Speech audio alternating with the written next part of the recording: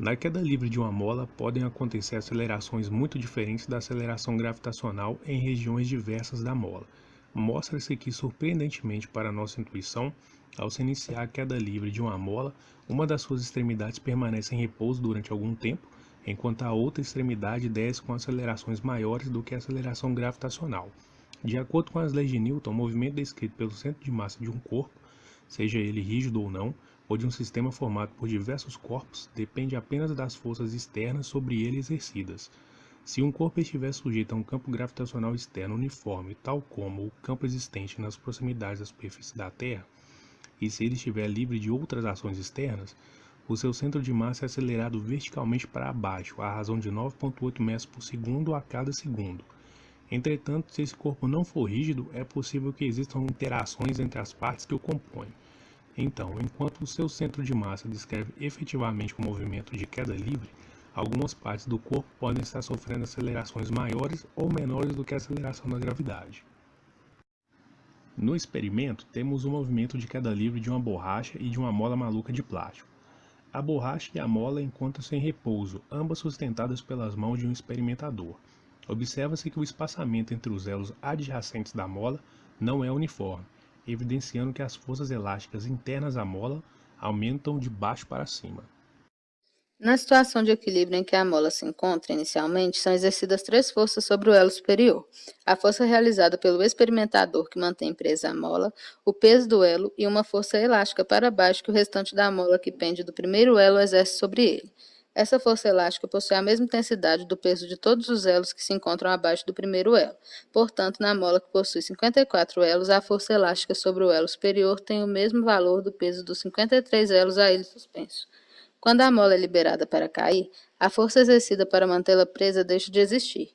Imediatamente após a liberação, como as deformações da mola ainda são idênticas às da mola em equilíbrio, as forças elásticas possuem as mesmas intensidades que tinham na mola antes que ela fosse solta. O elo superior da mola fica sob a ação de duas forças para baixo: o peso do próprio elo e a força elástica. Mas como a força elástica tem a intensidade do peso de 53 elos, somando a este valor o peso do próprio elo, concluímos que a intensidade das forças resultantes sobre o elo superior é 54 vezes maior que o peso dele. Assim sendo, imediatamente após a liberação da mola, a resultante das forças sobre o elo superior é muito grande, em comparação com o próprio peso do elo. Essa força produzirá no elo superior uma aceleração inicial 54 vezes maior do que a aceleração da gravidade. Generalizando, para uma mola com N elos, é fácil se concluir que a aceleração inicial do elo superior, imediatamente após a mola ser solta para cair, é N vezes maior que a aceleração gravitacional. Em seguida, como a força elástica exercida sobre o elo superior começa a diminuir, a aceleração desse elo também se reduz. Antes de se soltar a mola, a parte superior ao elo superior, composta por 53 elos, está em equilíbrio, sob efeito de apenas duas forças da mesma intensidade, o peso e a força elástica.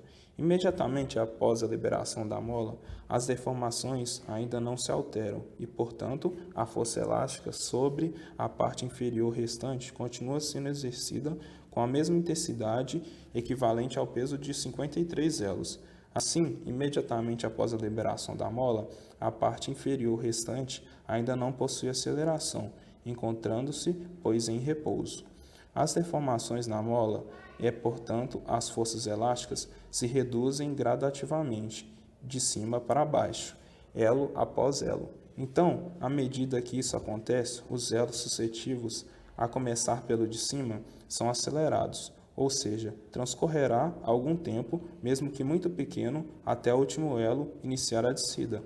Olhando sua mola como um todo, este efeito atribuído à força exercida sobre os elos individuais implica que a ponta inferior da mola, quanto ao centro de massa, começa a cair, paire, estática por algum tempo, enquanto a parte superior experimenta a aceleração inicial muito maior do que a aceleração da gravidade. Mas esses dois efeitos ocorrem sempre de um modo que a aceleração do centro da mola seja idêntica à aceleração gravitacional, como deve ser de acordo com as leis de Newton.